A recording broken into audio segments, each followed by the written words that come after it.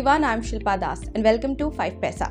इस वीडियो में हम आपको रेकमेंड करेंगे 5 स्टॉक, साथ ही जो स्टॉक्स हमने आपको रेकमेंड किए थे उनके परफॉर्मेंस के बारे में भी आपको बताएंगे। इंट्राडे के निफ्टी एंड बैंक निफ्टी के लेवल्स देखेंगे और साथ ही कुछ इंपॉर्टेंट स्टॉक से रिलेटेड न्यूज एंड अपडेट्स भी।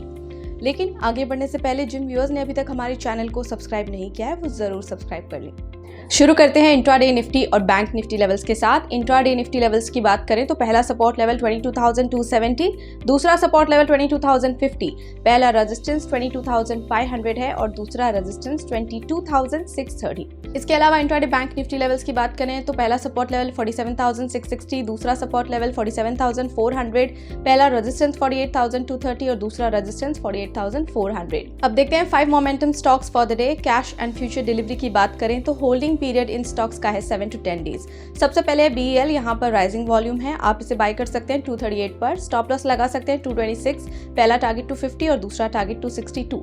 अगला है रैडिको, यहाँ पर वॉल्यूम स्पॉट है, बाय कर सकते हैं 1724 पर। स्टॉप लॉस 1674, पहला टारगेट 1775 एंड दूसरा target 1820। Next is Astra microwave products limited, यहाँ पर रेजिस्टेंस ब्रेकआउट है, बाय कर सकते हैं 754 पर। स्टॉप लॉस 729, पहला टारगेट 780 और दूसरा टारगेट 805। नेक्स्ट इज PFC, यहाँ पर राइजिंग वॉल्यूम है, बाय कर सकते हैं 455 पर। स्टॉप लॉस 437, पहला टारगेट 474 और दूसरा टारगेट 490। अगला stock Sunteck, on the verge of breakout है, ये बाय कर सकते हैं 446 पर। स्टॉप लॉस 429, पहला टारगेट 464 और दूसरा टारगेट 482। बात करें उन स्टॉक्स की जो हमने आपको पहले रेकमेंड किए थे तो उनमें से Newgen went up 3.8%, first target achieve किया इसने, और Century Tex went up 3%, first target achieve किया इसने। चलिए अब नजर डाल लेते हैं स्टॉक्स इन न्यूज पर, जिसमें अभी देखेंगे हम क्रॉम्पटन ग्रीव्स कंज्यूमर इलेक्ट्रिकल, जेके पेपर और बायोकॉन के रिजल्ट्स।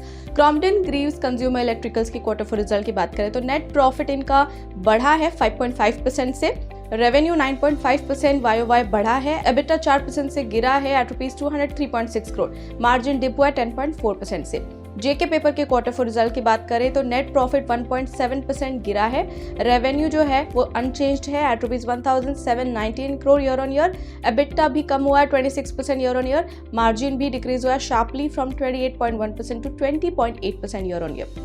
बायोकॉन के क्वार्टर 4 रिजल्ट की बात करें तो नेट प्रॉफिट 57% गिरा है, रेवेन्यू 3% बढ़ा है, एबिटा 8% से डाउन रहा है ईयर ऑन ईयर बेसिस पर एट ₹916 करोड़। सो इसी के साथ अभी के लिए इतना ही, और ऐसे इंपॉर्टेंट अपडेट्स के लिए कीप फॉलोइंग 5 पैसा। और अगर आपको ये वीडियो पसंद आया है तो लाइक, शेयर, सब्सक्राइब करना ना भूलें और आपके फीडबैक हमें कमेंट सेक्शन में जरूर देते रहें।